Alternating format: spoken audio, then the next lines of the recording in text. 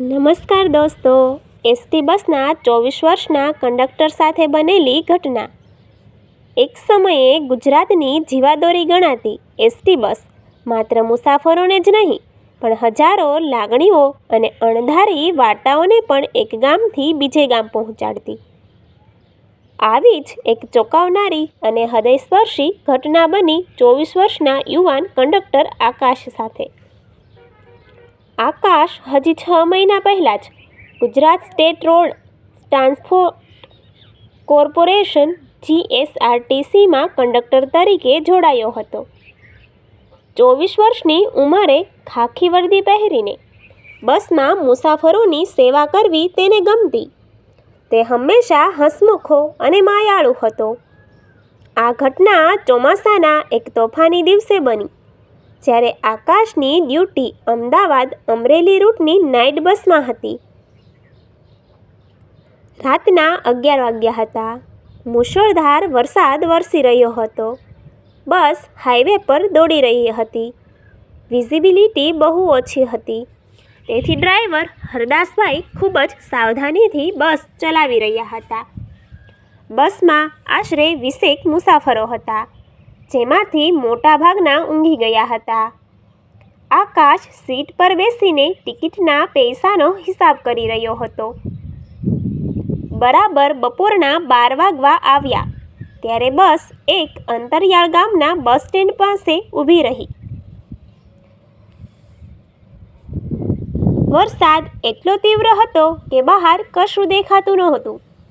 આકાશે બારીમાંથી બહાર જોયું તો એક અંદાજે 70 વર્ષના વૃદ્ધ માજી પલળતા પલળતા બસ તરફ આવી રહ્યા હતા.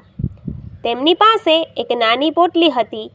માજી જેવા બસમાં ચડ્યા, આકાશે તરત જ ઊભા થઈને તેમને હાથ પકડ્યો અને આગળની સીટ પર બેસાડ્યા. માજી ધ્રુજી રહ્યા હતા.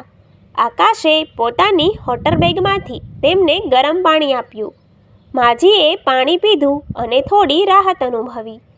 થોડીવાર પછી આકાશ માજી પાસે ટિકિટ આપવા ગયો. તેણે નમ્રતાથી પૂછ્યું, માજી, ક્યાં જવું છે? માજીએ ધ્રુજતા અવાજે કહ્યું, દીકરા, મારે બગસરા જવું છે. આકાશે મશીનમાં રૂટ સિલેક્ટ કર્યો અને કહ્યું, માજી, 120 રૂપિયા થશે. માજીએ તેમની ફાટેલી પોટલીમાંથી ગૂંચવાયેલી નોટો કાઢી. જ્યારે આકાશે એ પૈસા ગણ્યા તો એ માત્ર 45 રૂપિયા જ હતા. માજીએ પોતાની બધી જ જેબો તપાસી લીધી, પણ બીજા પૈસા ન મળ્યા. માજીની આંખમાં આંસુ આવી ગયા. તેમણે આકાશ સામે હાથ જોડ્યા અને કહ્યું, દીકરા, મારી પાસે આટલા જ પૈસા છે. મને બગસરા પહોંચાડી દે ને. મારો દીકરો ત્યાં હોસ્પિટલમાં છે. તે બહુ બીમાર છે. મારે એને જોવો છે. નિયમ પ્રમાણે અધૂરા પૈસા હોય તો મુસાફરને અધવચ્ચે ઉતારી દેવો પડે અથવા કંડક્ટરે પોતાના ખિસ્સામાંથી પૈસા ભોગવવા પડે. 24 વર્ષના આ યુવાનનું હૃદય માજીની લાચારી જોઈને પીગળી ગયું. આકાશે સહેજ પણ વિચાર કર્યા વગર પોતાના ખિસ્સામાંથી બાકીના 75 રૂપિયા કાઢ્યા, ટિકિટ મશીનમાં નાખ્યા અને માજીને પૂરા ભાડાની ટિકિટ હાથમાં આપી દીધી. તેણે માજીને કહ્યું, માજી, ચિંતા ન કરો, તમારી ટિકિટ આવી ગઈ. તમે શાંતિથી બેસો. માજીએ આકાશના માથા પર હાથ મૂકીને ખૂબ આશીર્વાદ આપ્યા. આકાશને એક અનોખો સંતોષ મળ્યો. રાતના આશરે 2 વાગ્યા હતા. બસ એક નાળા પાસેથી પસાર થઈ રહી હતી. અચાનક ડ્રાઈવર હરદાસભાઈએ જોરદાર બ્રેક મારી. બસમાં બેઠેલા બધા મુસાફરો ઝટકા સાથે જાગી ગયા. આકાશે આગળ જઈને જોયું તો પૂરના કારણે નાળા પરથી પાણી ખૂબ જ વેગથી વહી રહ્યું હતું. આગળ જવું જોખમી હતું. પાછળથી પણ રસ્તો બંધ થઈ ગયો હતો, કારણ કે થોડે દૂર એક મોટું ઝાડ ધરાશાયી થયું હતું. એસટી બસ અધવચ્ચે ફસાઈ ગઈ હતી. નેટવર્ક પણ જતું રહ્યું હતું. બસમાં બેઠેલા મુસાફરો ગભરાવવા લાગ્યા. સિંચાશીસ શરૂ થઈ ગઈ. આવા સમયે 24 વર્ષના આકાશે અદ્ભુત ધીરજ અને હિંમત બતાવી. તેણે બસનો દરવાજો બંધ કર્યો અને મુસાફરો વચ્ચે જઈને ઊભો રહ્યો. તેણે મોટેથી કહ્યું, કોઈ ગભરાશો નહીં. આપણી બસ સુરક્ષિત જગ્યાએ છે.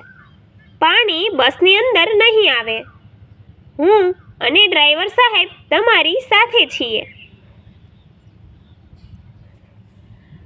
આકાશે મુસાફરોને બિસ્કિટના પેકેટ અને પાણી વહેંચ્યું, જે બસમાં રાખેલું હતું. તેણે આખી રાત જાગીને એક એક મુસાફરનું ધ્યાન રાખ્યું, ખાસ કરીને પેલા વૃદ્ધ માજીનું. તેની હિંમત જોઈને મુસાફરોનો ડર ગાયબ થઈ ગયો. સવારે 5 વાગ્યે વરસાદ ધીમો પડ્યો અને પૂરના પાણી ઓસર્યા. સ્થાનિક ગ્રામજનો અને વહીવટીતંત્ર મદદ માટે આવી પહોંચ્યા. રસ્તો સાફ કરવામાં આવ્યો. આકાશ અને ડ્રાઈવરની સમજદારીના કારણે તમામ મુસાફરો સુરક્ષિત હતા. જ્યારે બસ બગસરા ડેપો પર પહોંચી ત્યારે બધા મુસાફરોએ ઊભા થઈને તાળીઓ પાડી આકાશનો આભાર માન્યો. પેલા માજી બસમાંથી ઉતરતી વખતે રડી પડ્યા.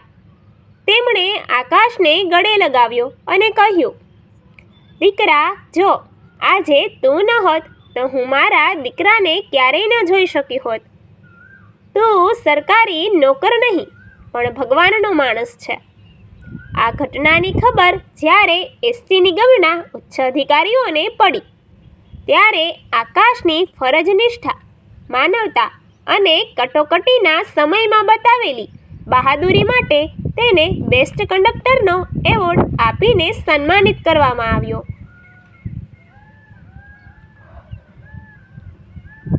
આ 24 વર્ષના કંડક્ટરે સાબિત કરી દીધું કે ખાખી વર્દીની પાછળ એક ધબકતું અને દયાળુ દિલ પણ હોય છે, જે માત્ર ટિકિટ જ નથી ફાડતું પણ સમાજમાં માનવતાની ટિકિટ પણ જીવંત રાખે છે. Thank you.